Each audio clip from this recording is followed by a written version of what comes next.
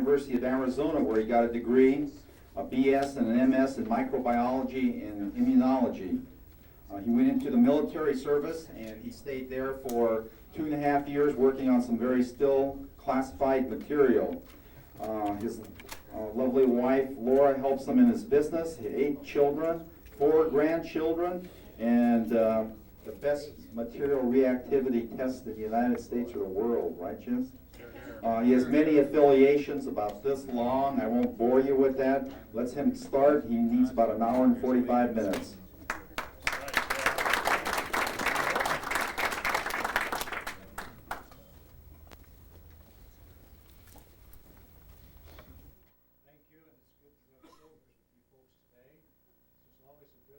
Group, and it's proven to be that way again this year. And our hats are off to Ed and to Gary. Today, we would like to divide the presentation into 2 parts. First, we would like to address materials reactivity testing, and that has been by request. To do that, we have a video that is being shown, in fact, publicly for the first time today. As you may know, the IAOMT Education Committee has put together a program for continuing education and for credits. And one of the things that the faculty of the Academy have been asked to do is to produce standalone video material that can be used for instructional purposes as well as programs anywhere it's to be used. And so the video that you'll see first today addresses the area of materials reactivity testing and is a pilot tape intended for use in that series. I would also like today then to move on to show you some of the effects that happen to blood cells when they encounter some of these toxic materials, and also to talk a little bit about how we have been looking at possible reversal materials. Dietrich, I can hardly wait to get back and start a little chlorella on the next run of things here, and we're going to find out. There are a couple of things that just beg a comment, and I've got to say, as we've heard some fine presentations, we have a mindset in this country and in our professional areas that bacteria and infections come from without. I need to crack that mold, and I don't know how to do it yet. When we assume that all of these infections that come into cavitations and other things are introduced there by our dirty gloves or by spit or whatever else happens to be in the mouth, folks, that is a mold that needs to be broken. Some of those organisms you have carried in your blood from birth. They are there continuously. I remember back in the early 70s, I was laughed out of an American Society for Micro Roundtable down in the Los Angeles area when we began a discussion of the normal flora of the blood. But I have to tell you, when I worked in hospital setting where we had a morgue, the pathologist would call and say, I need somebody down at the morgue to do cultures with me at autopsy. And I would go down on my rotation to do those. We would get down there and we would have a cadaver to examine, and death had been very traumatic and very sudden. And we would find all of these strange gut bugs in the brain, in the lungs, in the muscle, down in the legs. And it puzzled me. I just couldn't understand. Where did all of these bugs come from? Well, of course, the classic explanation is at death, the barrier in the bowel breaks down and the bugs come out of the gut and they circulate all over the body. I'm here to tell you that when an airplane propeller chops off somebody's head and he drops dead, there's not going to be time to circulate anything, and the head was laying over there anyway. And we still found gut bugs in the guy's brain. How did they get there? The fact of the matter is that we carry them. As we look at the work of Béchamp, as we look at the work of Naissance, as we look at the work of Enderlein, and this was our topic last year here at this meeting, the somatid level, the biont level, is present in the blood. And folks, many of these root canal infections in particular are there waiting to happen when certain barriers, insults, and trauma take place. And in the cleanest, most aseptic and beautifully organized facility you can put together, you'll still induce them if you're not properly detoxing and taking care of the patient with supportive care to the immune system. I hope we can break this mold that all of that good staph and strep and propionibacterium and everything else we find in these wounds had to come from your drill. Maybe it does if you're one of those characters that doesn't do things the way you ought to, but let me tell you that most of that has come from the patient's blood and they have carried it long term. Without further ado, may we switch to this video on materials reactivity testing.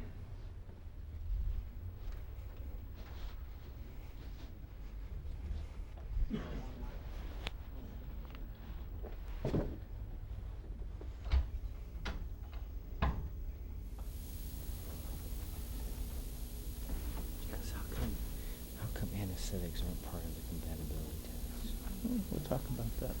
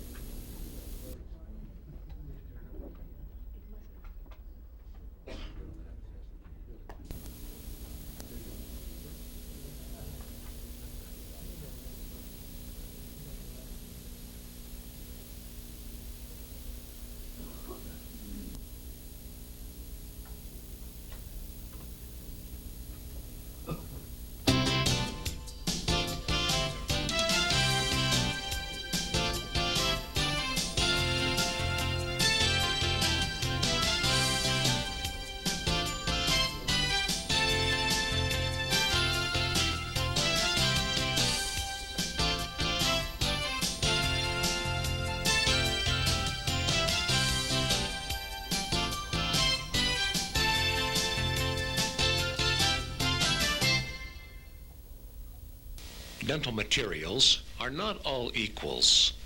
The issue of patient reactions and adverse experiences with materials has become an increasingly sensitive topic within the profession. It is no longer adequate to assume that all patients will handle all materials equally, nor is it acceptable to select materials solely on the basis of cost, coloring, workability, elasticity, compression strength, leakage factors, and so forth. More and more patients are demanding to know what is being placed into their mouths and what assurances can be made as to the clinical safety and performance of their dental materials. Should there be any real concern over restorative materials in the average ambulatory patient who seems to be in good health and does not present at chairside with any specific materials-related complaints? If there is no swelling, no redness, no induration, is there really likely to be any problem? For many patients, frankly, judicious selection of high-quality materials will not likely ever become a cardinal issue. However, gross appearances can be deceiving. Health problems in areas of the body far removed from the oral cavity are increasingly being scrutinized in the light of adverse contributions from restorative materials present in the patient's mouth. In the atmosphere of professional liability and due diligence which exists today, the professional must do all that is reasonably possible to protect the patient's interests. At a higher level, most professionals will also want to assist in increasing the patient's quality of life and the personal sense of good health. For many patients, the Clifford Materials Reactivity Testing Program can be a helpful adjunct to your regular program of fine dental treatment and care. Hello, I'm Walter Jess Clifford. It has been my privilege to invent and develop the Material Reactivity Testing Program from its inception. The experience and knowledge and understanding that have gone into the development of this process and technique go back over 25 years of both clinical and research experience. Some of that gained in the military laboratories during the Vietnam period. To understand the testing program that has been designed, there are several basic concepts in materials science and in the areas of physiology, hematology, and immunology that can be helpful. May we review those? Biomaterials are recognized as those substances that are used to restore, expand, or assist form and/or function inside of the body. Historically, biomaterials have included borrowed parts from animals or even other people, and natural materials such as teeth, bone, wood, and stone. Biomaterials would seldom induce a problem if they would truly remain intact, if they never corroded or broke down, if they never interacted with the fluids of the oral cavity. Even the most sensitive of patients would likely have no difficulty with any material. However, they may become very toxic if they break down into their component parts and ionize or separate. Corrosion or breakdown components can be readily assimilated by various mechanisms into the body. This could include something as simple as being absorbed into surrounding hard or soft tissues. In other cases, such as mercury, it might exit the biomaterial it's contained in as a vapor and be breathed into the lungs, where it would be absorbed across the alveolar structures. In other cases, materials coming off of restoratives would be swallowed by the patient and absorbed in the gastrointestinal tract. Now, once inside, these materials can become toxic, and we would recognize that toxicity is poisons at work in the body and in its subsystems. We know that toxicity represents an interference with basic metabolites and physiology. In some cases, toxicity represents damaging actions and necrotic factors working on tissues where structure, form, and function are all broken down or interfered with. Toxicity certainly would include the formation of certain aberrant enzymes, hormones, or waste products. In some cases, these can become poisoning to various digestive or absorptive or other functions. They can interfere with the functions of the hormone at certain binding sites in key tissues. And in yet other circumstances, these aberrant enzymes or chemicals could form inside of a cell where there is no enzyme or other cleavage factor to break them down so that they could be removed from the body. Now, we would recognize that toxicity can lead to the elimination of some metabolic pathways. If there is a blockage, we simply cannot move past the point of certain precursors.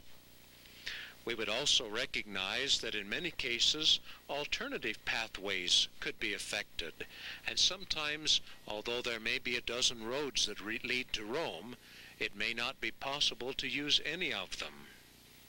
In toxicity, we would certainly expect it that there will be some changes that may or may not be reversible. Sometimes the chemicals that are formed simply are aberrant and cannot be broken down and removed. We would expect that in certain cases of toxicity, we can initiate a cascade of events or a chain reaction in other functions. One problem can lead to another. If one hormone does not function, then the organ that will produce another hormone may not be properly stimulated. Feedback mechanisms may not work as expected. Digestive processes may not allow the absorption of various nutrients and minerals. The cascade of events often reaches far beyond the oral cavity and may not have any manifestation in the mouth whatsoever. When toxicity occurs, the body may respond with a sequence of protective mechanisms, including the establishment of systemic reactivity. Systemic reactivity is recognized as a defensive mechanism from the immune system. Here we have both the production of cells that can move out and take part in removing or breaking down or destroying something that is noxious or toxic. In other cases, the immune system will form products, chemicals such as antibodies, that will act far removed from the places and the cells where they are actually produced. The direct action that is taken by special leukocytes or white blood cells is part of the cell-mediated immune mechanism. This means literally that those white cells are programmed and take part directly in the attack on the noxious material. In other systemic reactivity functions, we know that antibodies, complement, and other immune factors can be manufactured by various cells, placed out into the plasma, and carried for reaction throughout the body in sites far removed from the places where they were formed. In designing a proper testing protocol, there may be several ways to approach the problem. One would be, of course, to go directly and look to see if there are measurable levels of the toxic substance in the body. We might also use biopsy material where we can physically test to see if there is a body burden. In other considerations, we could make a small pellet of the material and place it into the oral cavity, cementing it along the palate or the tooth or some other structure, and then letting the patient wear it for a little while to see how the physical reactions of surrounding tissue would look. It is also possible that we could use the immune system and draw upon the antibody record that is produced from adverse reactions as an indicator of long-term processes. Reactivity can vary from patient to patient exposed to the same irritant, and in some cases, reactivity will even vary in the same patient on different occasions of being exposed to the same material. It is possible in reactivity that there will be a hypersensitivity and allergic or contact reaction. In these cases, we would expect to see antibodies in class IgE produced. Reactivity can also lead to systemic sensitization similar to that which is caused by viruses or bacteria. In these cases, we would expect to see antibodies in classes IgG, IgM, and in some cases even IgA. All forms of reactivity are expected to produce a record of adverse contacts with toxic irritants by virtue of programmed immune cells and the antibodies that come with them. Now, reactivity can result from nearly any noxious contact, not just those from the breakdown of biomaterials, but certainly from chemicals and constituents in the environment, from food or water, from things in our lifestyle. We also recognize that bacteria and other infectious entities can produce these kinds of reactivity. Reactivity results from the adverse actions by toxics against the body's systems or physiology, and we expect that there will be a record remnant in the body even after these toxic or irritants have departed from the system. Reactivity shows that the individual has a healthy, capable immune system. Reactivity is not bad. It is certainly an indication that the body is making a genuine effort to defend and protect itself. The protective response with reactivity can be made to something that is currently present chronically in the system, or in some cases to toxics that were present at some previous point. Now, the body will retain a memory function for future response against similar toxic materials, and this usually comes in the form not only of circulating antibodies, but long-term protection comes from memory lymphocytes. These lymphocytes are programmed, they move out of circulation and out into the interstitial spaces, and there they can remain for a period of years, only to spring forth and produce new direct attack, new antibody, and other immune functions should the irritant be introduced again in the future. Now, in biomaterials reactivity, patients rarely react with intact restorative materials. There must be a breakdown with breakdown constituents or corrosion byproducts. And in biomaterials reactivity, we expect that these byproducts from breakdown are usually the source of any biomaterials toxicity problem. The question often arises, is it possible to see these kinds of toxicity occur? We'd like to show an example that arises with the introduction of mercury, in which we use blood cells as an indicator system. Consider the following video sequences.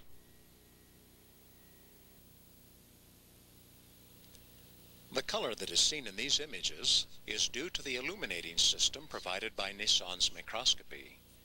The erythrocytes or red cells will have a brown sandy coloration, And the white blood cells will be typically colored, such as these PMNs, or polymorphonuclear neutrophils, one kind of white blood cell. It is not unusual that many of the red cells will have somewhat of a shimmer pattern, suggesting an active membrane with gaseous exchange. As we have mentioned previously, the granulation pattern, content, rate of activity, and texture are all important in judging the function. We believe that the colors which are shown here are also somewhat indicative of the chemistry that is taking place. Please note that the white particulates out on the open spaces represent the nascent somatids.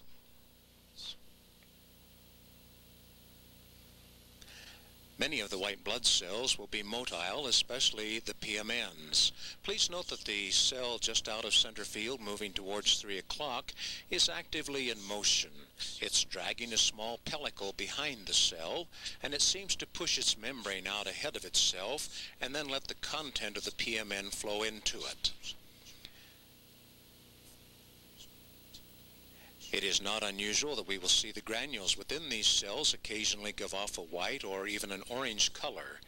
And we believe that when this happens, there is an indication of high-energy phosphate bond expenditure, as well as some peroxidase activity in progress.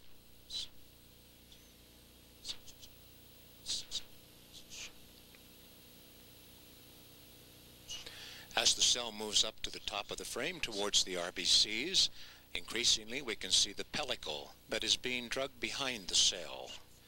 This is an example of healthy blood cells and is indicative of the differentiation that is possible by proper illumination.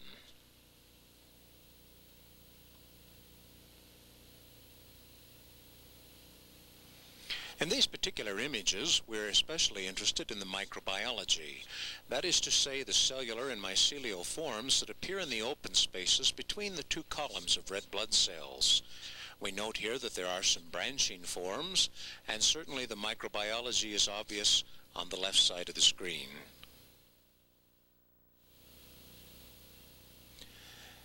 In this particular view, we have several lymphocytes visible, together with some mycelial form of microbiology down near the 6 o'clock position.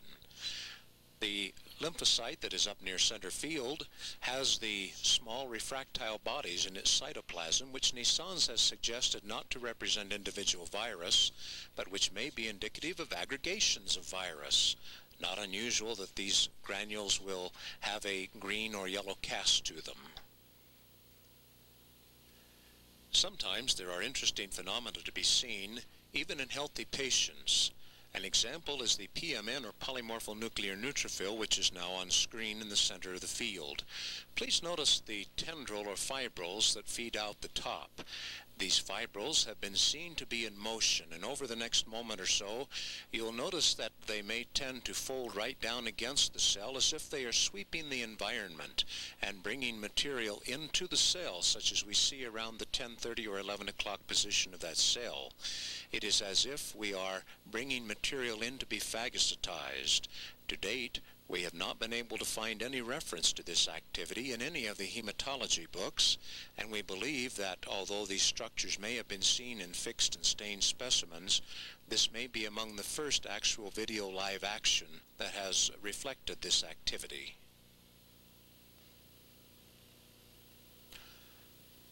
Sometimes, when there are abnormal globulins or adhesive factors on the red blood cells, we get these peculiar stacks of red cells, such as are seen here.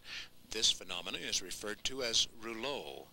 We also notice here in various places that these red cells, even when the rouleau factor is present, also have certain elasticity qualities. Elasticity is one of the qualities of red blood cells for which we have concern and which we've mentioned in the earlier slides. And here we can see a PMN pushing up through a group of red cells. Notice as this white cell pushes up through the group that they sort of bend and twist and this elasticity is a quality in healthy blood.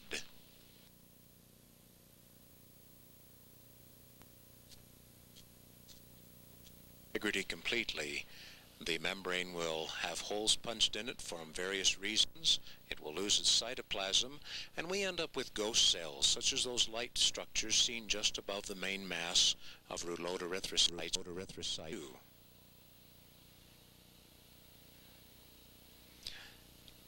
Another phenomena of healthy white blood cells that we like to watch for will be seen here. You'll notice near the center of the field that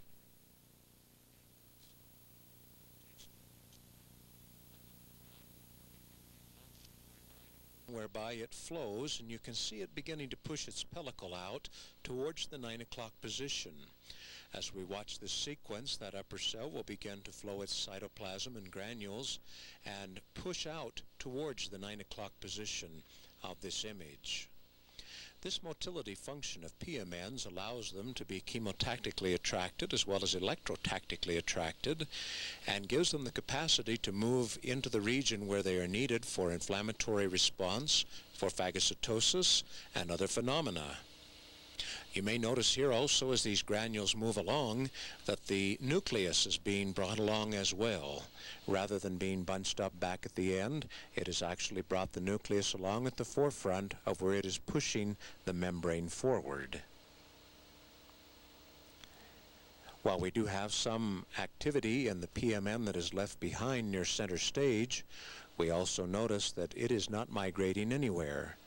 Of interest also to those who are interested in the microbiology, there is a mat immediately below the motile PMN, and that mat is one of the devices that Enderlein describes as a long-term survival form for various microbial entities. And while these white cells move around, we continue to note the elasticity of the red cells. Note how they compress as they try to move around this white cell. They can compress in one direction and then swing back and compress in another. We notice excellent elasticity as they're stretched out and then spring back to their normal shape as soon as released from whatever has constricted them. These cells are really quite tough. Not only are they resilient and elastic, but you'll notice here a small yeast or levuret form appended to the one red cell, which is now sliding down towards the 730 position. Although not a true yeast, this is a bacterial form in the pleomorphic cycle, which is yeast-like, and which is described by Naissans as one of his cycle stages. Having seen some normal or relatively normal blood specimens, we would now like to turn our attention to what happens to the blood cells when adverse materials are added into the mix. We're going to be going through a sequence now which will show the effect of mercury added at 1 part per 10 million mixed in LOX solution. We'd like to show in sequence the changes that can happen to cells, demonstrating that these cells can in fact be used as a marker and indicator of toxicity and toxic effect. To this specimen, we have added mercury at concentrations of 1 part per 10 million.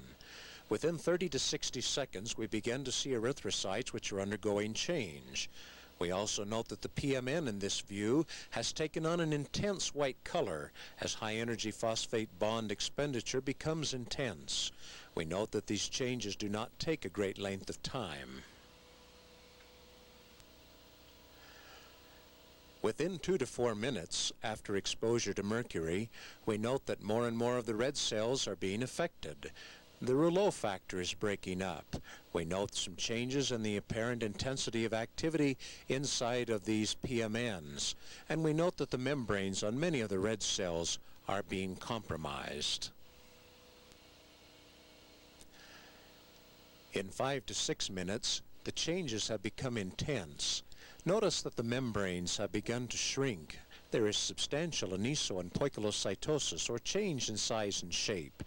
We find that lipid is beginning to ball up in strips on the membranes of many of these cells. We also note substantial changes in the coloration of these cells. Notice that the activity rate of the somatids out in the open spaces has changed dramatically. When mercury is added to these cells, respiration apparently changes as well based on the appearance of the shimmer pattern. Now, remembering the image of these cells, This is after only 5, 6, or 7 minutes. Now we're going to go back and comparatively look at this blood within the first 30 to 60 seconds. It doesn't take much of a genius to see the changes that have occurred in the blood cells with mercury exposure. Once reactivity has occurred with a noxious or adverse material and sensitization has followed, we'll want to detect evidence of that sensitivity. Once we know the patient is sensitive to various materials, we'll also want to know how that applies against dental restorative products. In reactivity testing, it is not necessary that we examine every finished product against a specimen of the patient's blood. Rather, we need only to know those chemical groups and families of compound with which the patient reacts and which are contained in or can issue from the finished product once it's been placed in the mouth. Once we know what the patient reacts with by virtue of chemical group or family reactivity, we're going to take that and measure it against a computerized database of restorative material content information. If I may use styrenes as an example, if we know that a patient has reactivity with the styrenes group, we would go to our database and look for those materials which contain styrenes and which can give them off when they break down or corrode. We would want to take such materials and place them into a category labeled as not well suited for this patient. Those materials that do not contain the styrenes would be suggested as suited for use and among the least offensive that could be used for this particular patient. In reactivity testing, this approach makes testing for a huge number of trade name materials relatively easy and very cost-effective for the patient. It would be well at this point for us to consider then what testing can do and what its capabilities are. Testing can be considered to be a toxic sensitivity evaluation by antibody detection, the antibodies resulting from prior adverse exposures. And here we're going to be looking for antibodies in classes IgG, IgM, and IgA principally. Testing will find evidence of prior adverse exposure, and that from whatever source. It doesn't make any difference how our patient became exposed to those styrenes. Once they're sensitive from any source, they will likely be sensitive to styrene exposure from every other source. Testing is an indicator of systemic sensitivity. We're using the systemic antibodies. We specifically note here that this is not allergy testing. And the reason we do not go for allergy testing and detection is that we believe the systemic record is a much more stable and long-term record of prior adverse exposures. We should also consider what testing is not. Testing is not a measurement of the toxic product body burden. If I may use styrene as an example, we do not actually go into the patient's blood and measure the amount of styrene that may be present. In some cases, the styrene may have elicited a systemic sensitization and then been voided from the body. If we tried to measure for styrene, it likely would not be present at all in this case, but the immune record would contain the antibodies against it, and we would know that the memory lymphocytes capable of stimulating a secondary response would be present, and they would spring quickly into action with new styrene exposure in this patient. Testing does not determine the source or origin of the exposure.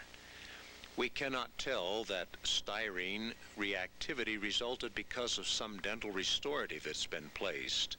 In fact, the original sensitization may have taken place from a constituent in the environment or the workplace. It may have been brought in with food or water. It really does not make any difference what the source or origin was. Once the patient has become reactive with the styrene group, styrenes from any contributing source likely will produce a further adverse reaction. Testing is not a determination of the degree of sensitivity.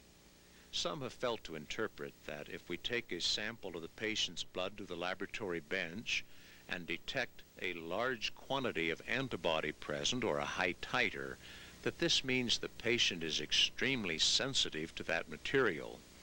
And conversely, if only a very low titer or low quantity of antibody is seen, that means the patient is only slightly sensitive. It would really be nice if this were true, but unfortunately that is not good immunology, and frankly is beyond the scope of this kind of testing. If we find a very high titer of antibody, a large quantity being present, that may suggest a high quality exposure or a very strong irritant for the immune mechanism. In some cases, it means that the patient is reacting with something that is currently present in the blood or in the body. Conversely, if only a low titer of antibody is detected, if there's only a very light reaction in the test well, this may mean that it's been a long time since the patient has been exposed. The level of antibody is drifting lower and lower and lower. Also, it may mean that we have picked up an irritant which frankly just does not stimulate a heavy antibody production. In other cases, a low titer of antibody may also suggest the establishment of tolerance. In all cases, we should not take a weak or a strong or a moderately reactive reading of antibody presence as being an indication of the degree of sensitivity in the patient. Finally, testing does not prove that existing dental fillings should be removed. It can certainly provide evidence that if a patient is reactive with certain moieties contained in present dental restoratives, and if those restoratives are corroded and there's evidence of leakage and breakdown, then the dentist may want to recommend that replacement of those fillings take place. But in and of itself, testing does not prove that a certain problem was caused by existing dental fillings. Some will ask, why use an immune approach to testing? Why not just take a body fluid such as the blood and measure for the actual presence of the toxic substances? Wouldn't that be more useful? We need to remember that toxics may be present at cumulative levels that are below the detection limits of normal lab instrumentation. In some cases, the toxic which stimulated a sensitization may actually have been voided from the body some time ago and no longer be present to measure. In these cases, however, the antibodies against the toxic material are still very much present, and the programmed immune cells are very much present, ready to make a secondary response should that irritant be encountered again. Many toxic substances have cyclic or changing levels in the blood and other testable fluids. They will vary during various periods of the day and according to various activity rates. As an example, some things bind into fatty or adipose tissue. After the stress of the overnight fast, they may move into circulation at fairly measurable levels, only to rebind and sequester in the fatty tissue again after food, water, and activity levels resume. Some toxics are not detectable due to tissue binding sites, to the interference or tissue sequestering factors. Once they are attached to various body tissues, the only way we would ever get them loose or be able to measure them would literally be to go in and biopsy the specific tissue site. Not only would this be grossly inefficient and very costly, it would be very uncomfortable to the patient. Finally, toxics are not always toxic. One man's sustenance may be another man's poison. Some people may deal with a pound of one toxic substance, whereas an ounce would flatten others. We have to recognize that there are differences in our genetic and family heritage and in our individual physiology and biology. From these factors, what affects one will not necessarily affect another. And even if we could measure that there were a certain quantity of a toxic substance present. What does it mean? Does it mean that that level is toxic for this patient, or does it mean that it simply is a small accumulation that is below a threshold and this patient will never know the difference? The immune premises indicates that toxic encounters will stimulate an immune protective response. Antibodies are very specific for the irritant or toxic which stimulated their production. We might use the analogy of the lock and key. A key will turn one lock, but not another. The antibody against the styrene group, as an example, would not be expected to act against the acrylate group. And because of this, detection of antibodies becomes a very specific and accurate measure of the things which have adversely stimulated the immune system. Most organic or carbon-containing substances are very acceptable antigens or haptens. We know that these substances are very immunogenic for most patients. The metals are also very acceptable haptens, especially when they are bound to various proteins or amino acids or ligands or lipopolysaccharides. In some cases, the metallic groups can stimulate a reactive antibody group all unto themselves. Antibodies remain long after the irritating is gone or reduced to undetectable levels, and thus the immune premises says that we have a long-term record which will be much more stable and reliable than trying to measure the actual quantity of irritant. By summary then, the first exposure to an irritant will establish an antibody level or titer. Subsequent exposure to the same irritant may induce antibody titers that are much higher than first, and we know that these will in most cases be a long-term record. The absence of continued exposure may lead to lower antibody titers over time, and thus we do not attempt to extrapolate degree of sensitivity from the quantity of antibody that is present. Continued chronic exposure may induce tolerance. That is to say, antibody levels can drop to very weak levels because the immune system stops fighting against a certain material after it is continually and repeatedly and chronically presented. The material can still, however, be just as toxic, poisonous, and noxious as ever. Antibody titers and intensity of in vitro measurement of antibody are not reliable measures of the toxic burden nor the degree of sensitivity. If I may, I'd like to bring you into the laboratory and show you how a specimen is prepared for testing, how the patient is drawn, and then how the processing of the specimen will actually take place when it reaches the laboratory bench.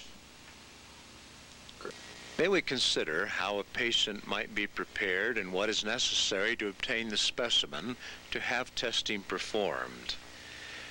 There is no special preparation or dietary restriction required for the patient. Since we're going to be looking for antibodies and not for the presence of things like glucose or enzymes, there is no fasting or withholding of supplements or elimination of most medication required. Patients who have been on heavy steroid or other immune suppressive therapy for an extended period are advised to wait 20 to 30 days after therapy cessation for a more accurate and representative antibody level. We recognize that we don't want to just jerk a patient off steroids, and certainly we know that some patients cannot be off their medication, so there will always be a factor of professional judgment. But to gain the greatest accuracy in testing, we would suggest that these immune suppressive therapies be out of the way for at least 3 to 4 weeks before the patient is actually tested. Cessation or alteration of any existing patient therapy regimen should be carefully advised and very carefully scheduled and monitored by a qualified medical or dental professional. This should not be a matter that is monitored or determined solely by the patient. The specimen that is required is 3 milliliters of separated blood serum. This can be obtained by venipuncture in the same manner that's used to obtain a specimen for blood serum chemistries, such as those occasions when you might want to measure glucose or cholesterol or request a SMAC chemistry panel. Once the blood has been drawn, we should allow the blood to clot at room temperature for 15 to 20 minutes. This will allow for good formation of the formed elements into the fibrin mechanism and clot. Once we have allowed the clot to occur, we should centrifuge the specimen for about 10 minutes. This will separate the serum or the straw-colored liquid from the formed elements of the blood. Once the blood has been drawn and prepared, it has been allowed to clot for 15 to 20 minutes. We're going to place it into the centrifuge where it will be spun so that the serum can be separated from the clot. Finally, after spinning the specimen, we're going to pour or pipette the separated serum into the supplied transport tube. We're going to fill in the tube label with the patient's name and date and other requested information so that the specimen can be properly identified. When the serum has been adequately spun down, we will remove it from the centrifuge and notice that it has been adequately separated. Now that serum is going to be transferred to the serum transport tube. We'll also properly label it. Now that the serum has been placed in the tube has been adequately labeled and prepared, we're going to place the tube into the special biohazard Ziploc bag. It is inside now, and we'll close the Ziploc closure. Should there be any leakage, the bag will contain the spillage. The bag is now ready to be placed into the styrofoam shells and shipped. The paperwork is placed in a second Ziploc bag that is provided along with the payment for the test, and it also will be sealed. The styrofoam shells that are supplied are going to contain the specimen as it comes, and the little freeze cubes will have been put into the freezer and solidified for several hours prior to the actual shipment. The bag can be placed inside, and the paperwork can accompany it, or the paperwork can stay outside at your pleasure. Here I'm going to prepare them together. I'm going to roll them up, place them into the styrofoam, and close the shells so that it now contains everything that has to go to the laboratory. Once inside the shells, we can insert the styrofoam shells into the outer cardboard mailing sleeve, and this can be closed and made ready for shipment. If it is not possible to ship the prepared specimen immediately, this entire package can be placed in the refrigerator and simply held at chilled temperatures until it is picked up by the overnight shipping company. To make it ready for the final pickup, we're going to take the outer lab bag that is provided. We're going to place the specimen kit inside in this manner, and then make the final seal. This is how the package will be handed to the overnight shipping personnel. We also make mention that an air bill is provided. You simply need to fill out the name and address of the person who is sending the specimen in, and that then is stuck on with the self-adhesive backing to the lab pack. The facilities of Clifford Consulting and Research in Colorado Springs, Colorado will be the destination where the overnight shipper will deliver your specimens. When the overnight delivery service brings the package to the lab, our personnel are going to open that package somewhat in this manner. And we will extract the kit that was shipped yesterday, which contains the blood specimen from the patient. We'll open this up and prepare the specimen for processing. The specimen is removed from the styrofoam container. It is going to be removed from its outer containment bag, and we now will prepare to enter this specimen into the computer and give it a log number which is peculiar to this specimen. As the specimen is actually tested, we're going to use a small microtiter tray that was prepared in advance and into which we have added a challenge material, a different challenge to each of the small wells. I'm going to take that patient specimen and I'm going to dispense a sample of that into each of the wells.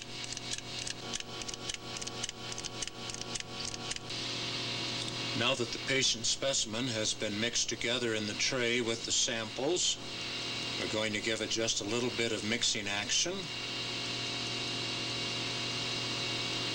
And then I'm going to place this onto the microplate reader.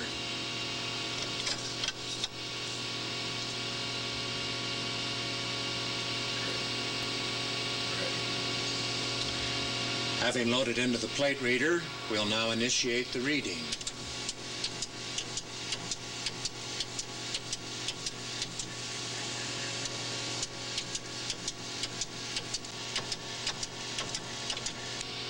Once the plate reader has completed its reading, we're going to first remove the paper copy that tells us the readings that were made on this plate, realizing that they have also been transmitted to the computer system for analysis.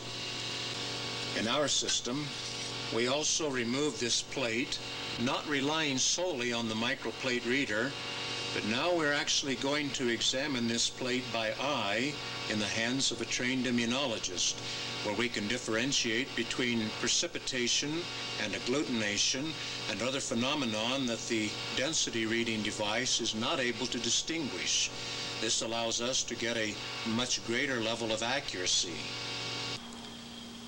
In performing the testing, we recognize that testing is not perfect. We recognize that there can be false positives and false negatives in the readings. What would bring those conditions about? First of all, let me point out that if it has been an exceptionally long time since the patient has been exposed to an irritant, it is possible that the level of antibody may drop below detection limit that the machine or our eye is able to pick up. In those cases, it may be possible for us to miss something that the patient is truly reactive with. We believe from our longitudinal and quality control testing that this is an exceptional minority of cases, but we recognize that it can happen. False positives can also occur, particularly where we have certain metals that can in some cases cross-react with other metals. We know, for instance, that when we have an antibody against cadmium, it is not unusual that that antibody can cross-react with beryllium. We believe, however, that while that is a false positive, it is an important false positive because we believe that that crossover reaction could take place in vivo, and therefore we would want to flag that rather than take a risk with the patient. Overall, we believe that the testing is one approach. We recognize that there can be other approaches. However, we believe that this is probably one of the most repeatable and reliable of all of the methods that we have seen. Some materials are frankly more useful and less offensive than others. And we note that some commonly accepted truths about restorative materials may not always hold up under the scrutiny of good science and lab testing. Some would say that gold is always going to be acceptable. We see many gold alloys that frankly will be very usable by a substantial majority of patients and will, on the reactivity standpoint, be very acceptable. However, there are other gold alloys which do not fare well at all, principally because of the other metals that are alloyed in with the gold.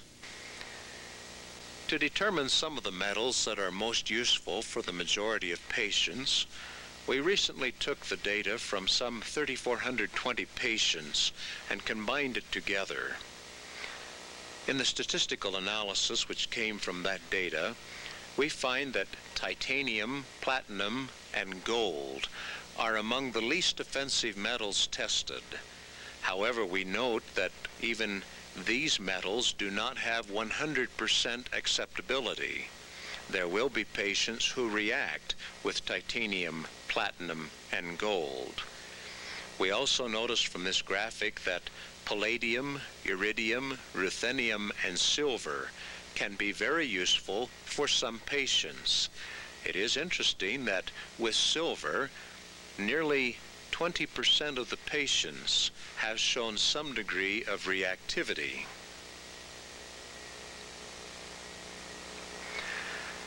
Some of the least useful metals that came from our survey of data show that nickel is one of the most toxic and offensive materials.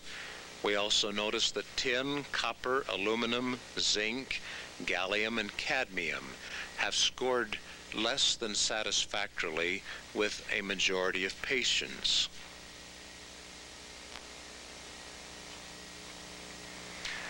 When we look at the organics, we find that there again are a number which seem to do well with a substantial number of patients. Here again, no particular material scores 100% suitability. We note here that the acrylates, carboxylates, hexanes, malleonates, styrenes, urethanes, and xylenes generally are well handled by a majority of patients. The least useful organics might include the tannins, polyethylenes, toluenes, cellulose, and formaldehydes.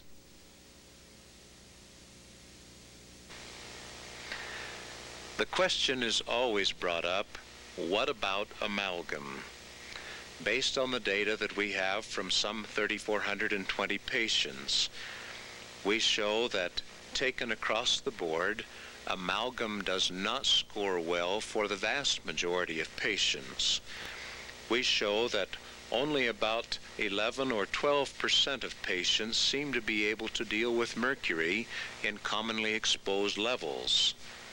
Silver is up about 80% suitable, but is not perfect. Copper and zinc and tin and indium all score quite low. And in some of the newer amalgams, palladium is found, but we find that palladium is not perfect.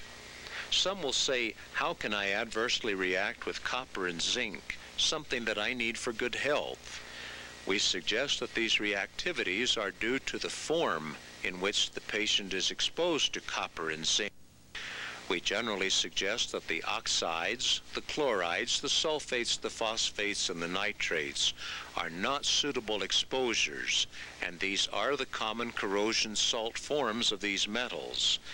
It has been shown in published material that zinc can form an adverse activity in the ileum and duodenal area of the intestinal tract, that it can stimulate some of the zinc that is already in cellular compartment to come out and leave the patient in greater deficit than if there had never been any zinc presented into the intestine in the first place.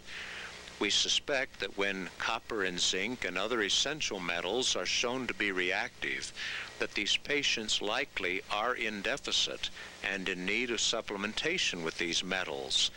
In these cases, a chelated or amino acid bound form is usually the desired form of presentation. When the report from testing is delivered back to the doctor, it will contain a listing of all the basic chemical groups and families of compounds tested, together with the patient reactions, and this will be found on the pink page of the report. This permits the doctor to counsel the patient on sources of possible problems that go beyond the dentistry, such as potential exposures from lifestyle or environment or food or water. We note that the reports will also contain actual product trade names with indications of suitability. These trade names are divided by intended application categories in the yellow section of the report.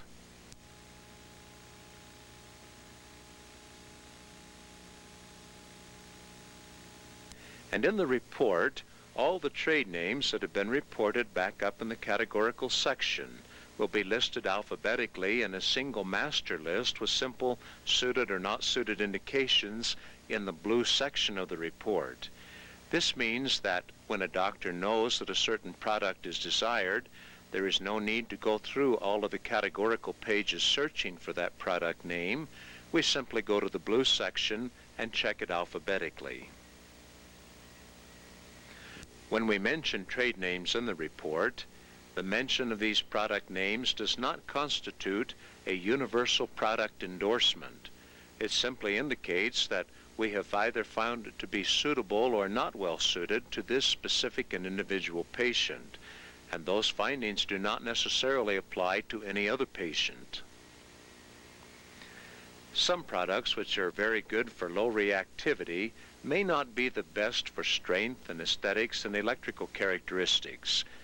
Thus, simple listing of a material by trade name as being suitable does not mean that it has complete suitability for the application intended. We are simply saying that from the reactivity standpoint, we have found no reason to contraindicate this material. Finally, we stress in mentioning trade names that testing is useless without the application of sound clinical judgment. To use a soft metal for a long-span bridge is certainly not wise. We find that in certain areas a composite that may be beautifully tolerated from the reactivity standpoint simply does not have the strength or other qualities needed for a massive filling. Here the judgment of the professional is mandatorily required. When the report is received back by the doctor and we find that the patient has shown reactivity with a very substantial number of chemical groups and families of compounds, and that by the report there are simply no choices left, what do we do? How do we find a restorative that could be used with this patient? There are some considerations that can be made to help us know in those areas where we might be able to get away with using a material which is technically contraindicated, but which in clinical application may yet be usable. First, we would consider where are the individual thresholds of this patient. Our bodies are designed to deal with some degree of insult. We can take some offensive material and some toxic or noxious material and not know the difference. We need to know something about how much has accumulated in this particular patient's background. If the patient is in reasonably good health and has no other external symptoms of presentation of problem, it is entirely possible that the patient's thresholds have not been acquired. This would mean that we could supply a very small amount of material to this patient without actually causing a clinical problem. In those patients where we are starting to show signs of toxicity or other problems in the body, is it possible for us to reduce the body burden of that patient? If we know that a certain material is going to give off a little bit of iron in an adverse form, or aluminum or acrylate or some other moiety, is it possible that we can reduce the patient's exposure from food or water or environmental contact in a manner that would allow the little bit coming from dental restoratives not to produce an actual threshold acquisition? In examining the health history of the patient, is there any indication that when antiperspirants or certain foods or certain kinds of cosmetics, etc., have been used, has there been any indication that this patient has adversely reacted in the past? This may also give us some clue as to where the individual thresholds of this patient are. Finally, when there are no choices left and we've got to choose something that is a little less than desirable, it may be possible to make a small placement, such as 1 or 2 crowns of a certain material, and then carefully monitor the patient. This may require monitoring for a period of months. Here we would want to watch not just for signs in the oral cavity, such as induration or ulceration or reddening or swelling. We would want to watch for the systemic reactions, certainly in neurologic process, in cardiovascular functions, and in gastrointestinal functions. When there are no choices left and we have to choose something, soon after placing something that may be a little less than desirable, we would want to watch for increased electrical activity. Measuring ionization and galvanic generation potentials in the mouth can be a good indication of how rapidly things may be coming off of the restorative material.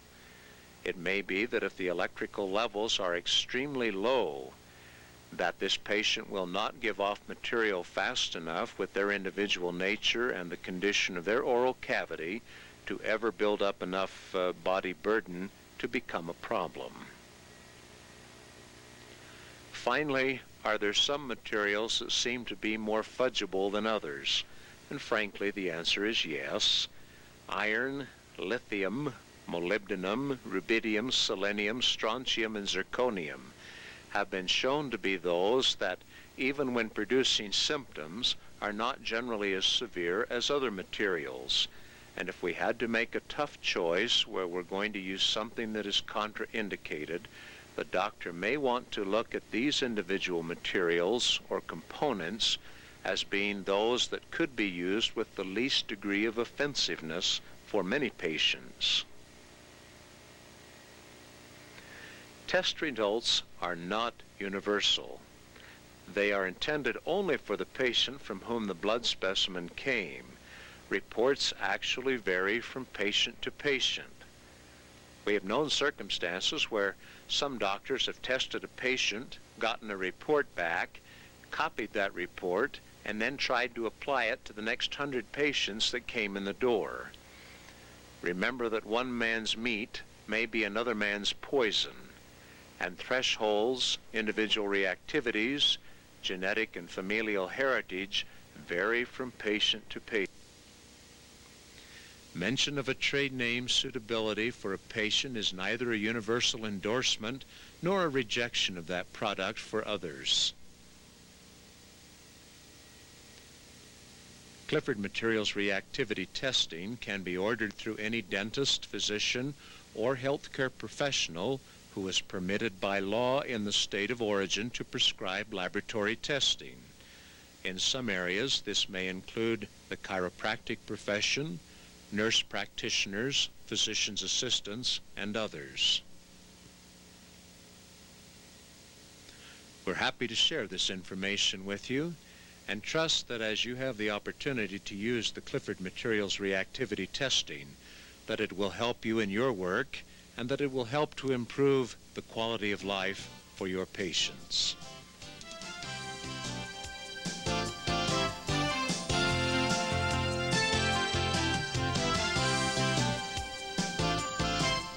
Cut to the slide projector, please.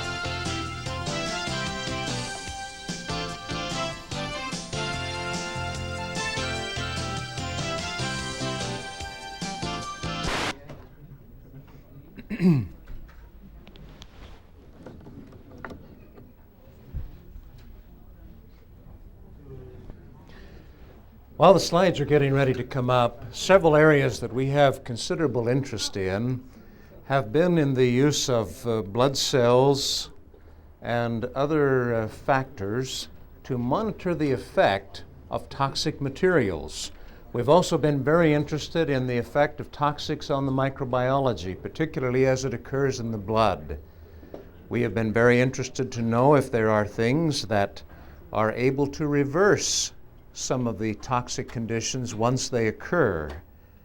And we have also been exceptionally interested in the use of certain energy field inputs for the modulation and treatment of some of these conditions and particularly for the control of microbial infections.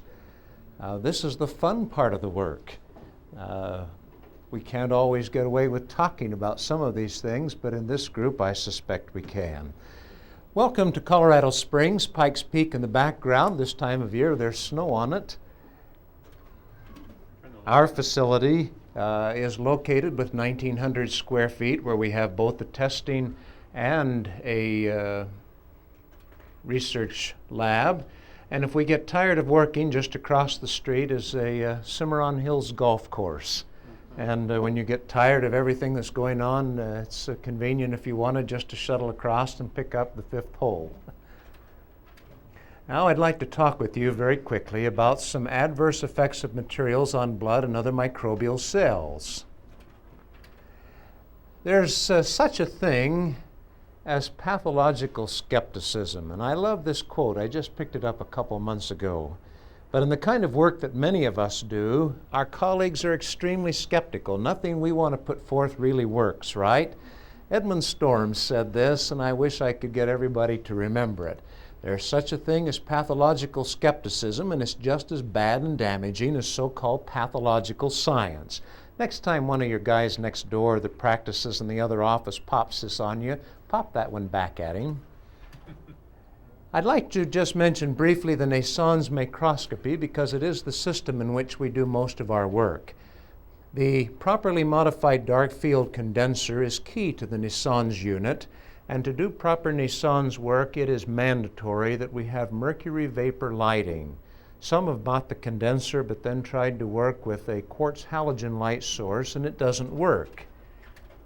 We note that this particular component is actually the condenser system, and it does some peculiar things in the ultraviolet region. That's where we get the autofluorescence functions that we see in some of the photography that you have watched.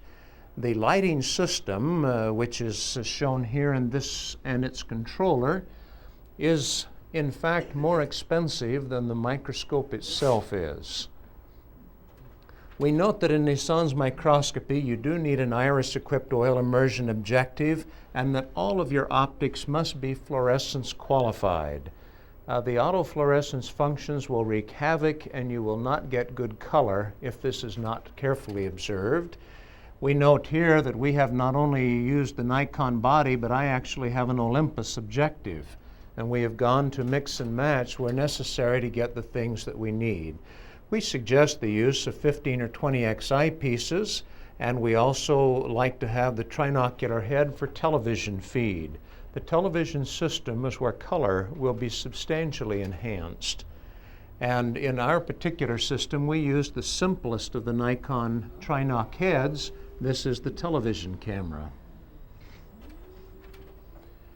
We use high-resolution color video. We need at least 450 lines. Our camera happens to deliver 470. It was built by Optronics.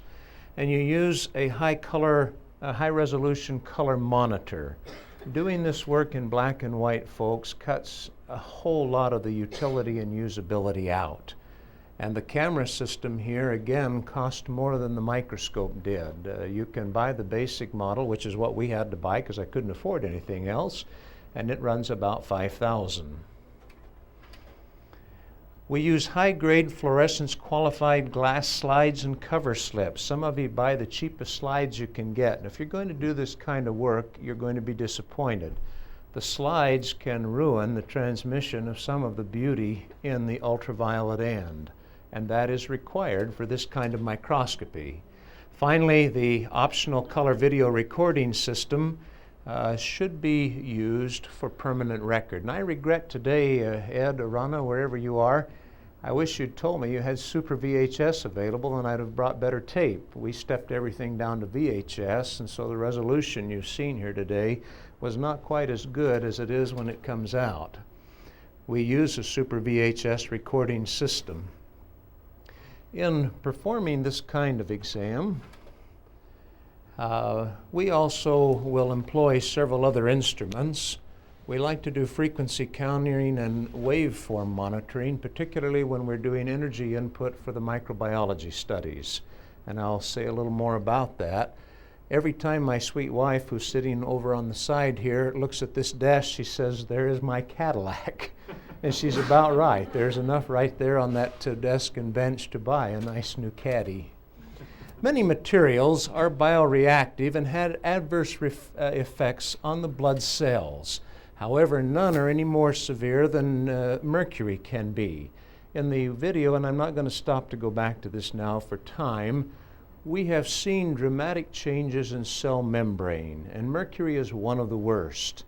We are producing in this video series a little short 15 or 16-minute video that can be shown to patients in which this is shown. And you can actually watch these membranes shrink up, the lipid come off in strips and ball up. You can see the aniso and poikilocytosis set in. And it's possible to watch the mercury intensify the activity in these lymphs, and although I don't show it in any of our video material here, you can watch those things become so spastic that they finally explode. And it's extremely dramatic. Question? In the 11 or 12% that you found non-reactive to mercury, that process would still go on, wouldn't it? Not in the same manner. We find that, first of all, if they are sensitive in testing, if we have a demonstrable antibody in class IgG or IgM, that the reaction can be shown to complete within 5 or 6 minutes. If they do not have such antibody, it is not unusual that it will take 30 to 45 minutes to see the same thing. So yes, you can eventually get it, but not in the same rapidity and not in the same manner. It is still toxic, and I suspect it always will be. Now, in the mercury challenge that we used earlier, may I just mention that the effects are most pronounced in donors who do show sensitivity, as the question was just asked. We also have noted that blood for these exams must be freshly collected.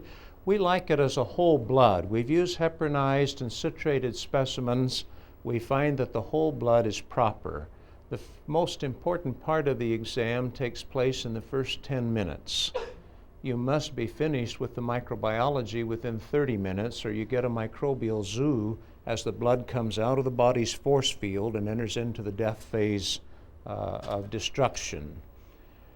Mercury chloride is mixed and diluted 1 part per 5 million in LOX solution.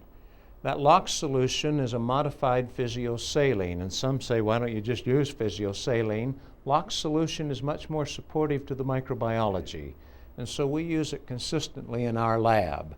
We then are going to take that same solution, and here is the recipe. I won't stop for copying now. If any of you want it, please let me know afterwards.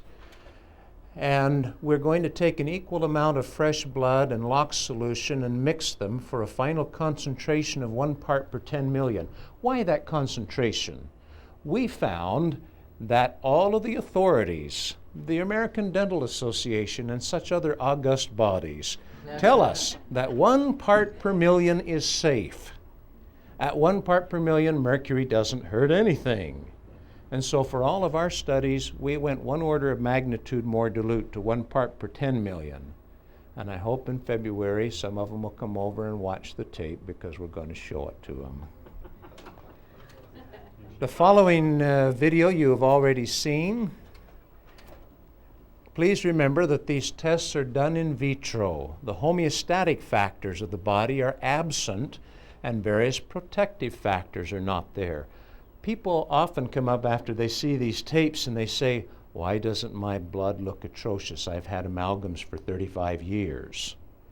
The answer is that in the body, that mercury is going to be rapidly lateralized. The half-life of mercury in the blood is believed to be about 15 to 20 minutes.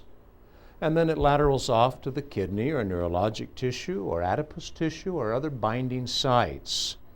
There are homeostatic and balancing factors, and that lateraling of these toxics off to binding sites is an effort by blood tissue to get rid of the junk. It can't filter it in the kidney because it stops up the kidney, and Dietrich and several others have addressed this very nicely. We have to get rid of it somewhere, and the blood dumps it. And hence in the body, these things are not always going to look as bad as they do out here in vitro.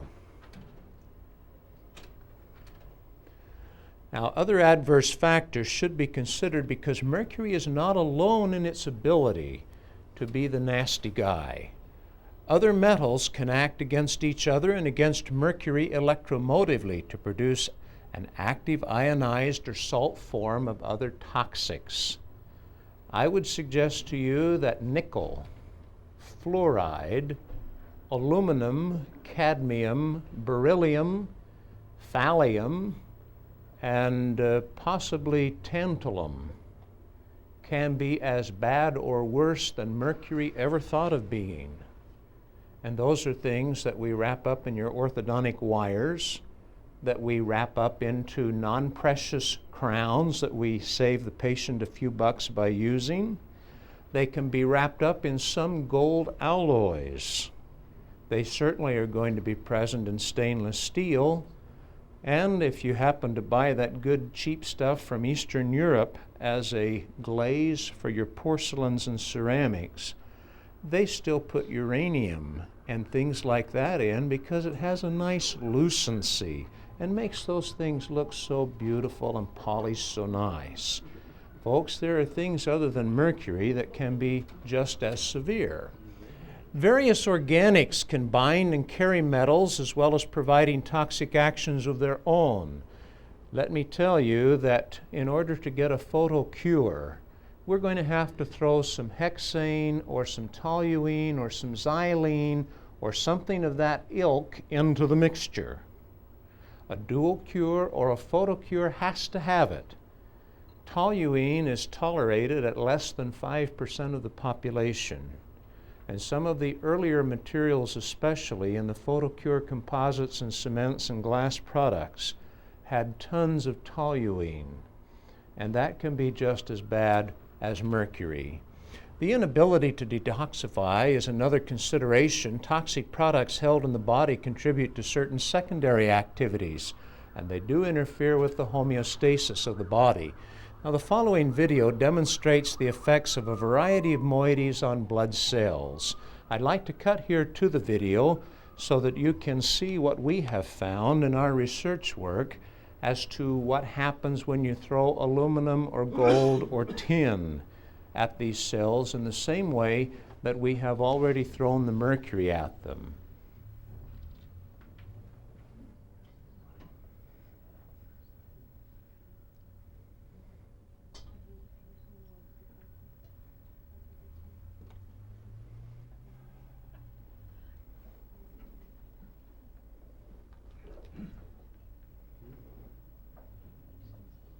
Jess, have you looked into some of the synergy of some metals?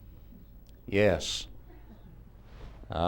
And frankly, I'm not the expert, but I heard Jim Mozzie just recently. One of the truly fascinating applications of Moissan's microscopy Is the ability to observe the effect of toxic materials when challenged against live blood cells.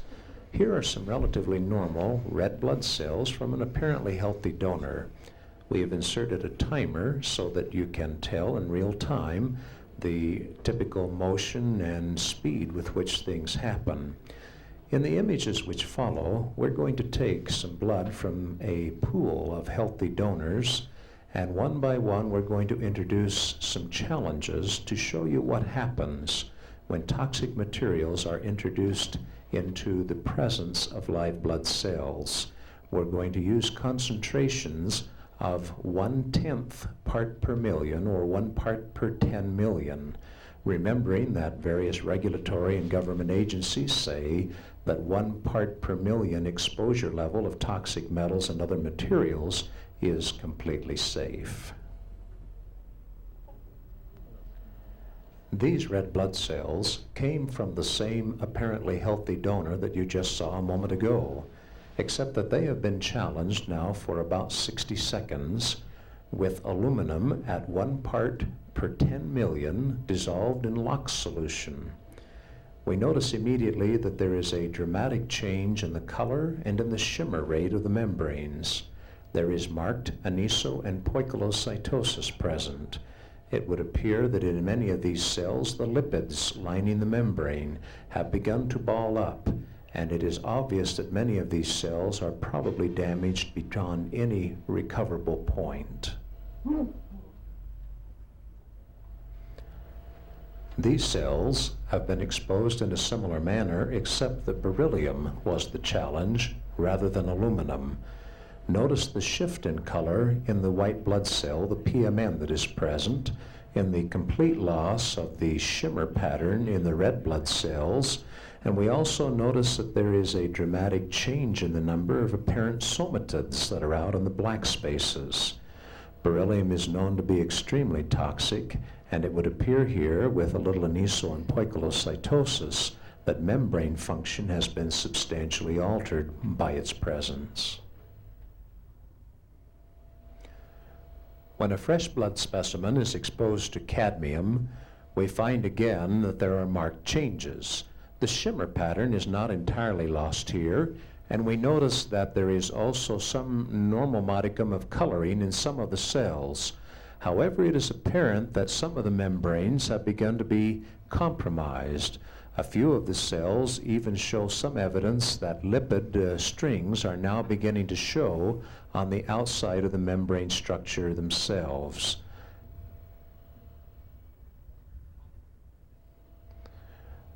When cells are challenged with copper, a number of interesting aspects take place, but none more unusual than can be seen in the small PMN, the bright-colored cell down in the lower left-hand corner of the screen.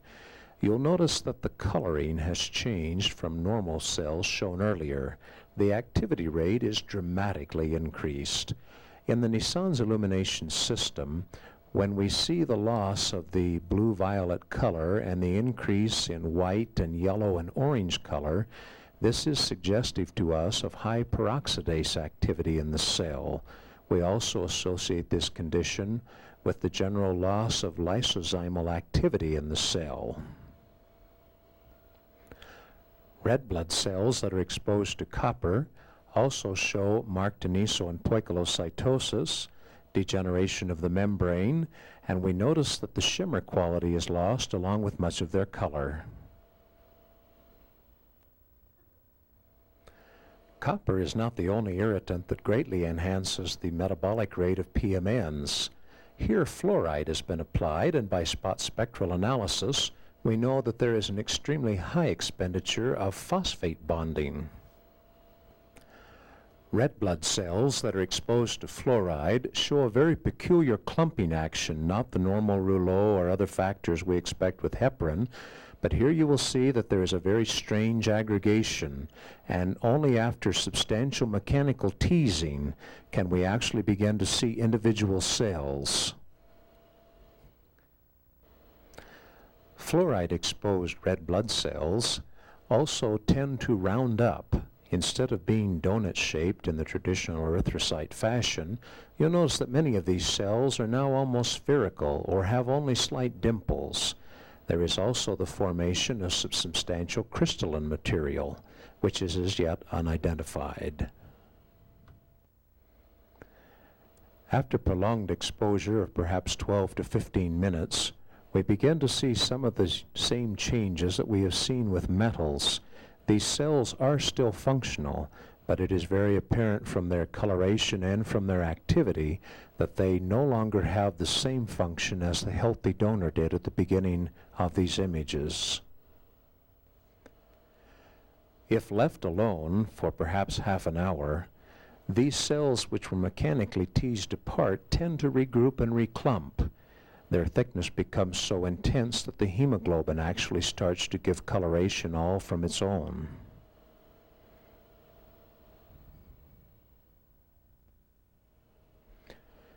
It has been said by many that one of the safest materials to use for many patients is gold. It doesn't take a scholar looking at these images to see that gold is perhaps the least altering of materials that we have challenged blood with. The elasticity of the red cells, as seen in the center here, remains very good. The somatid level and count remains good. The activity in the white blood cell remains very stable and expected. The shimmer patterns and the coloration are quite normal and acceptable.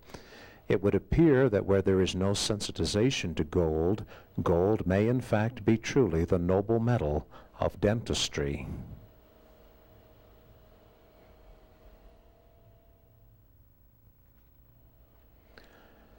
Iron is an element that is obviously needed for good health, certainly for the maintenance of hemoglobin and other structures in the blood.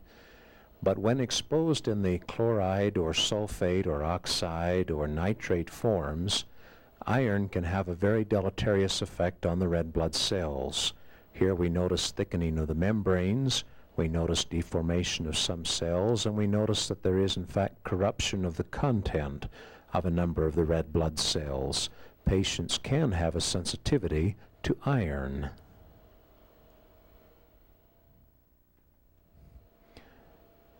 Many have discussed and described the toxicity of lead, and in neurologic tissue it is a special problem. But we can see here in the metabolism and oxidation rates that are taking place in these red blood cells, as well as cell deformation, that lead does have a direct impingement on virtually any cell membrane. We notice here that many of these cells have begun to deform and decolor, and it is quite obvious that many of the somatids out in the black space have also been lost. The toxicity of lead, therefore, may reach into a number of different body systems. Nickel also has a marked effect on blood cells, although the effect is somewhat slower to develop. You'll notice here that approximately 30 to 45 seconds into exposure and mixture, that the cells have begun to show changes but have not entirely lost all of their functional indications. However, if we let these cells incubate for approximately 30 to 40 minutes, a very marked change takes place. You will notice here that the color has shifted dramatically. The high energy expenditure of phosphate bonding in the PMN is intense, and the cell is in the throes of death. You'll notice that the somatids have become very broadly distributed, and the cells themselves are rapidly undergoing decomposition.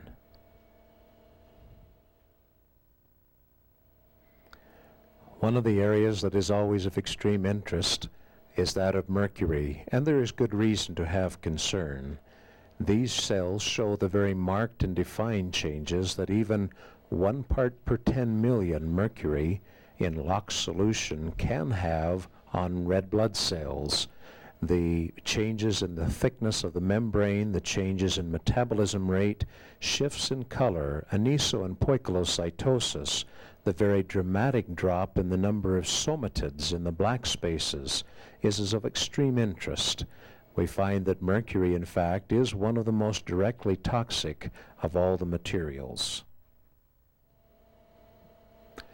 Some have suggested that silver is obviously as innocuous as gold is. It does not take a scholar looking at these images, however, to see that silver introduces some problems all its own. There is obvious crenation of the red blood cells or dehydration. We also see that there is some peculiar effect taking place on the microbiology involved with certain of these cells. When considering the silver-mercury amalgam, it is possible that in many patients, perhaps in as many as 9, 10, or 11% of the population, that silver itself can be as deleterious as mercury is. One other element in the silver-mercury amalgam, which is highly suspect, is tin. Notice in these images that many of the red blood cells exposed to tin have begun to round up. They have lost the donut shape and have again just small dimples showing in the cell surface, while the color has shifted now away from the more traditional brownish orange color to a more blue-violet. We notice that there are some changes in the somatid levels, and we do see some destruction and degradation beginning to occur in cell membranes. Tin may be an insidious problem where it is used to help with the bonding of certain porcelains to metal.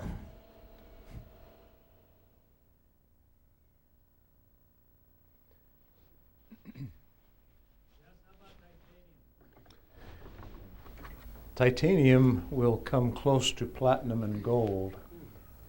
We have not had enough access to sensitize patients to fully assess what's going to happen with titanium. If we could go back to the projector, please, or the slides. Could you mention about the synergy of metals? Yes, the synergy of metals. Let me suggest to you that it may be perfectly useful to put gold in the mouth, and it may be perfectly useful to put titanium in the mouth, but I just heard Jim Mossy at the IAOMT meeting say that it's an absolute disaster to put both of them at the same time. Electromotively, they begin to work on each other, and any time you have galvanic generation, the reason it is there is because you're ionizing one or more of the metals. Whenever you have ions coming off, that's the potential maker for toxicity. We know that that exists with other metals as well. And therefore, we would suggest that you can have two materials that are perfectly well suited as long as they don't become synergistically mixed inside the same mouth. They can become toxic against each other. Ask one more question about the somatids. Somatids are virtually indestructible. What happens to the somatids in these samples that you've had? We are still looking at that, Terry, and I don't have enough data that I would feel comfortable sharing. I can tell you that for lack of better understanding, we suspect that some of them appear to lose sufficient density to image but are still there. And with certain other chemistry changes that we can induce, we can bring the density back up enough to see them again. Whether they are truly going away or whether we are simply losing the density necessary to be imaged, we are not sure. We also notice the formation of the underlying mats, and we notice when the somatids drop out, the circular bodies that arise from thromboblastic or platelet tissues, little round circles with captive somatids inside. Enderlein speaks of these.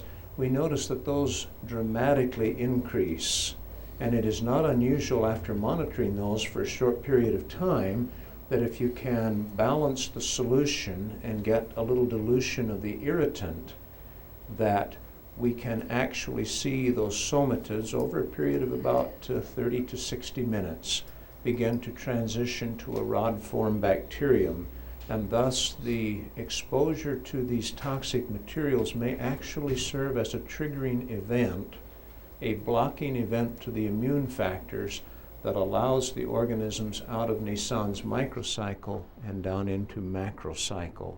And that is still in its infancy, so I need to be a little cautious about that one.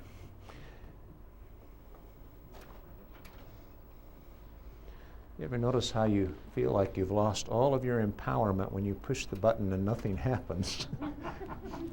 Can effects be reversed? Once we've done all these nasty things to patients and to ourselves and to the people who work in the office with us, is it possible to turn them around? Dietrich, we're going to use some chlorella. I want to see about this. One of the things that we have noticed is that to effect a change, first of all, we've got to stop the input. Any reduction in total body burden will assist the physiologic and immune processes to void the waste. So at all costs, let's get the junk out of the mouth. The longer it sits there, the longer it's going to accumulate and do its dirt. Get it removed. To effect a change, we also note that we need to mobilize that which has bound to the tissues. Gee, now I feel really unempowered. Somebody else is controlling. We want to enhance the voiding capability. I greatly appreciate several presentations that have been made here at this meeting of things we can do to make the voiding systems move. And folks, we are tremendous fans of working on the lymphatic system. One of the dumbest, most stupid, simple things you can do to help some toxic patients is to go down and get them one of these little rebound exercisers and physically start pumping the lymph. The ones that you buy that are El Cheapos that have a spring reaching from the frame out to the mat with one spring are not as useful as the ones where we have two springs in the same grommet on the mat triangulating out. We have found on a good circulator that somebody who simply can't detoxify, put them on the dumb circulator, not to do acrobatics, but just to gently bounce for about 10 minutes a day. The lymphatic system is richly supplied with flapper valves, one-way structures. The up and down motion begins to pump that junk, and then the valve closes and doesn't let it return to where it used to be. If you're having trouble with a patient, simply advise them to do a little jumping. What do you do if they're too sick to jump? Put a chair beside the gadget, have them rest their feet on it, and you get on the thing and jump for them and at least get the lower extremities moving up and down. Believe it or not, it works. Counsel lifestyle changes, dietary intake, environmental contacts, anything we can do to reduce the body burden. It's a mistake to assume that all of the nasty stuff comes from dentists. That just isn't true. Only 99% of it. And finally, to affect the change in the patient, we want to support through vitamins and supplements. This may also come into bear here. We believe that certain pre- and post-treatments can be helpful. I am not in any way wishing here to promote anybody's therapy. I don't sell pills, so I'm not pushing that you come and join my multi-level organization. We were concerned, is there a way that we can actually reverse some of the things that we see in patients over a period of time? The following ideas and protocols are experimental. You should judge them fully in that context. They're based upon the thinking that derives from Drs. Page, Price, Pottinger, Pinto, and others. I call these the P doctors, and not disrespectfully. I would suggest to you that we have had some tremendous thinking that has gone by the wayside, and these are the people from whom most of the nutritional input has originated. Information and studies which follow have not been correlated to any disease condition. And I don't wish to tell you that you can go home and cure Alzheimer's by doing these things. They do not necessarily imply statistical reliability of all findings. These are preliminary. And finally, we hope that they will stimulate some conceptual thought. They're not intended to promote any particular treatment protocol. The protocols that we have used. First of all, test subjects had baselines taken after 7 days without any exogenous supplementation, no special dietary guides, requirements, nor restrictions. We asked the test subjects simply to live their lives, but not to take any supplements. We did not want any change in what they otherwise would do.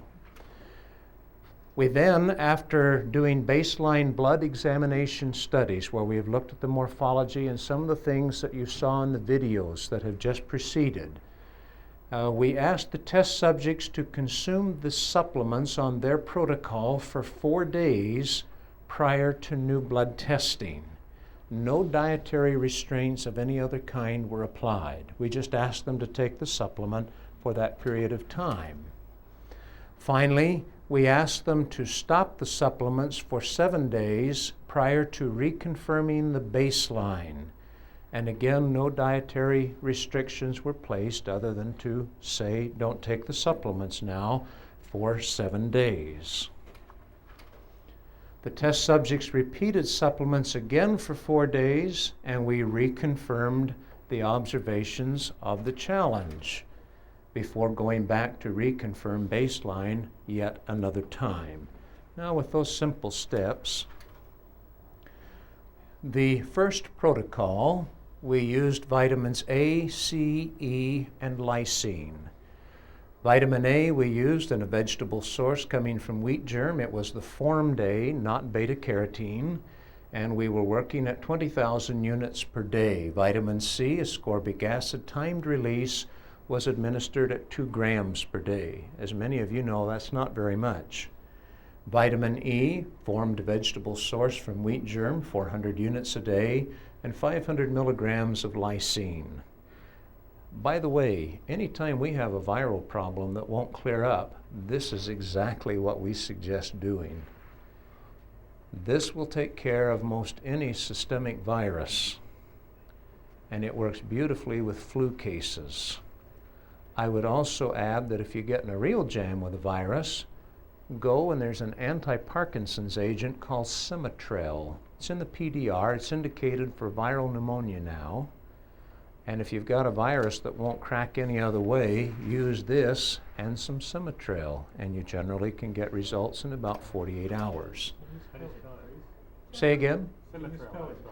Symmetrel, Symmertrel. Don't ask me to spell this late in the day. Just don't you still have to put that on board within the first 48 hours of symptoms? No, but you should see results within 48 hours of application. Okay, so they've taken that restriction away for results? It used to be when that first came out, you had to get it on board within the first 48 hours of symptoms. When we read that, we felt somebody was trying to camouflage the stuff and stop the onslaught from using it. We have found you can start it at any point in the process and still expect to get results. It will react more quickly if you start it early, but it's also a little toxic unto itself, and it's expensive. In the second protocol, we didn't use any vitamins per se. We simply used digestive aids. Those that were used, we used some amylase and or lipase. Second consideration, some bromelain and or papain. Thirdly, we needed something to go after the proteins with. Fourthly, we always use some betaine hydrochloride, and we find that these mixes nearly always work well if you throw some chlorophyll in. Now, we've never used chlorella previously because the stuff has always grown with this lousy sea salt, and all it does is bind up all the toxics and crap that was in the sea salt. And frankly, we've never done well with it. I'm glad to have a chance to experiment now with some clean stuff. We're also hoping to look at the blue-green junk that comes from, yes, thank you. I have no experience yet to tell you how it works, but we will be looking at it. The chlorophyll we have traditionally used has either been a fresh wheatgrass or barley green, or in some cases alfalfa. And alfalfa is not always particularly clean. The third protocol that we used was simply to provide minerals in a chelated form. I specifically here am avoiding mentioning anybody's trade name, and you'll have places to get all of these under various company labels. But this was the combination of chelated minerals that we used. You'll notice that it's not particularly lion-sized doses. They're fairly gentle, and for people of body mass, you may want to consider increasing it a little. 1 second on that? Sure. Please, we're not saying that this is a magic bullet or this is the only combination or the only dosage rates. We'd like to ideally stimulate some conceptual thought here. But I can tell you that these are the numbers that we have used in our work.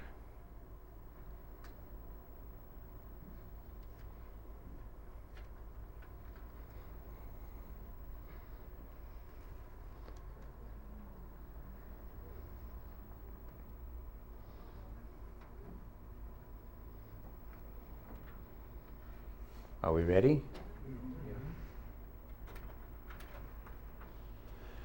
Now, finally, we took a fourth protocol. The fourth protocol was to combine all of the previous three. The fourth protocol test subject program got the vitamins, the digestive aids, and the minerals, and that constituted the fourth protocol. Now, the following video will demonstrate the typical results using blood cells as the indicator of effects. If we could switch then to that video, please. While they're changing to the video, may I just mention that all of these video clips are clips from the teaching tapes that we are preparing under the Academy's program. The Academy has not yet approved them. We do not know if they're going to ask for modifications or changes, but we expect that these tapes will be readily available and will also be part of course offerings that will be offered shortly for the fellowship and mastership programs. Who in IAOMT would you contact? If I were looking for the rascals that knew something about that, I'd call her Phil Sukel or Dave Reggiani or Richard Fisher. And I'd squeeze their necks hard. The two culprits are sitting together. Question, please, while we're changing. You had a bit about the metals most useful. Now you will recall this image from we a hold? previous presentation when we spoke about the effects of mercury and those things that happen to cells after 5, 6, 7 minutes of time. What happens when we do something to protect or reverse this condition for patients?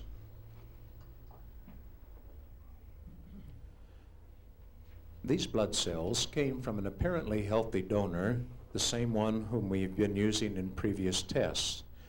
We do note here that many of the red cells are not nearly as degenerated, and these cells have now been under the exposure to mercury for about 10 to 12 minutes.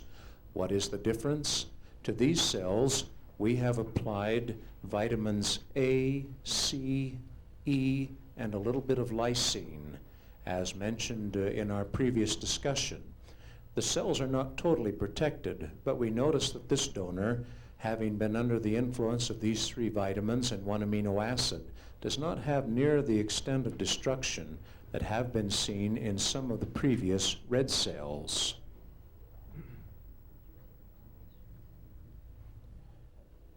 This particular segment of cells represents those that have come from a donor where we are using only chelated minerals, including zinc, manganese, magnesium, germanium, selenium, and a small bit of potassium. We note here that the cells are not nearly as severe in many cases as those that have been previously seen, and the white blood cell, which is now on screen, is not nearly as defunct as some of those seen in previous mercury exposures.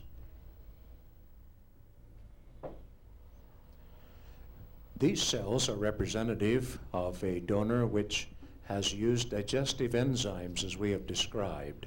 Here we have several classifications. We notice that the digestive enzymes have apparently given a little bit of a protective effect to the cells, and yet we do note that there is some progressive microbiology that has not been entirely addressed by this particular treatment.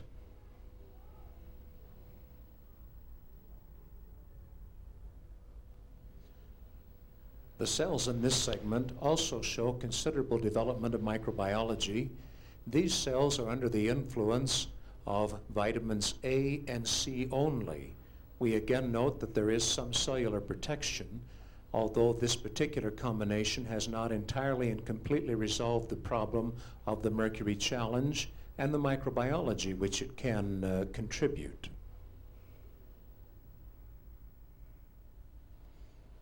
And now finally, what happens if we combine all of the suggested treatments?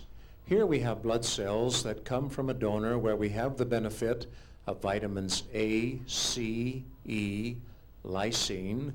We have the benefit of the chelated minerals, and we have the benefit of the digestive enzymes. We notice that these cells are not perfect. There is some evidence of stressing. We notice that some of the functionality and coloration is not exactly as we would like to have it. But these cells are certainly a far cry from others we have seen in this presentation, where mercury has had such a deleterious effect. And we notice that many of these white cells still have their proper color and seem to be functional. We notice overall that these cells are in a much more healthy position. It is suggestive that perhaps the utilization of these approaches to patient management and treatment could offer some benefit to the patient.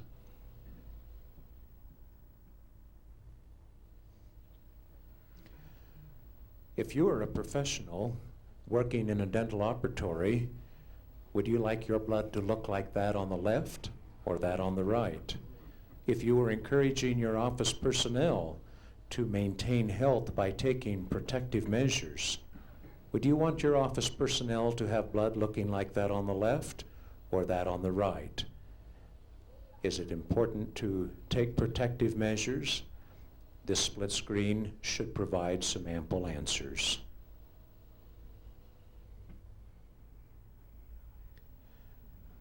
To the professional who feels that it is just not important to worry about it, I'd like to leave this image with you. At the top of the image is a lymphocyte. It is infected and shows various signs of toxicity. The bluish cell to the bottom is a PMN. You might notice that there is a circular clear globe around the lymphocyte. Quite literally, the PMN has moved up against the toxic and infected lymphocyte, has invaginated it, built a wall around it, and literally is beginning to eat and dissolve that cell. If you believe that toxicity and infectivity are not serious problems in the operatory, remember that this may be the beginning of certain autoimmune processes, where one of our white blood cells begins the attack on another. Is it possible that this can happen in vivo? Yes, it can, because this image was taken freshly from a donor that had a mercury sensitivity demonstrated, and within 10 minutes of challenge, we found this feature beginning to appear. We've tracked it at this point in the image for about 25 minutes. That's about the length of time it took the PMN to encircle and invaginate the lymphocyte. Yes, it does happen, and this has implications both for patients as well as operatory personnel.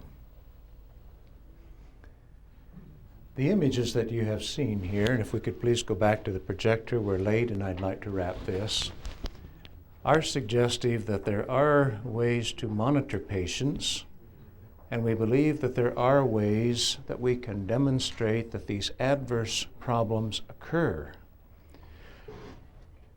I would recognize readily that all of these sequences we have seen with the mercury challenge were in vitro. The blood from the donors was freshly collected. I believe it is a stable indicator, but we recognize that certain things may have happened or could happen if that blood had remained in the body. But I don't think that diminishes the value of what you've just seen. Supplements may be useful in patient management. Office personnel may derive some protective assistance from supplements. If you want to produce better health for yourself and for the people you work with, I'd give some consideration to this kind of a program. Now finally, in wrapping, I want to make just some very brief statements about some of the microbiology work that we are doing. And I do this respectfully asking that this not be immediately broadcast to the world. Our microbiology bench is a little bit peculiar, not because of any special tools that we have on the bench, but because of what we have underneath the bench.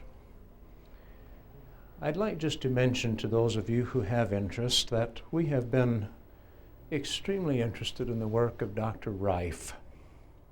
We have been very interested in frequency-related work.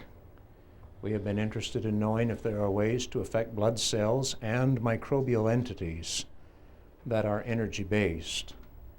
Philosophically, I would say to you that we are beings of light, and therefore our medicine and other healthcare protocols will someday have to get out of the chemicals and recognize that fact. In designing the unit that is under the bench there, we have had the opportunity through a small group of researchers that are collaborating without cost to each other and sharing data freely and frankly and openly. We've had the opportunity to find several of Reif's original boxes that he himself built, not these things that people peddle and call Reif boxes. We have found some very peculiar and interesting things, and because of this meeting, and Ed, I think, has consented that we can talk a little bit about the wild stuff.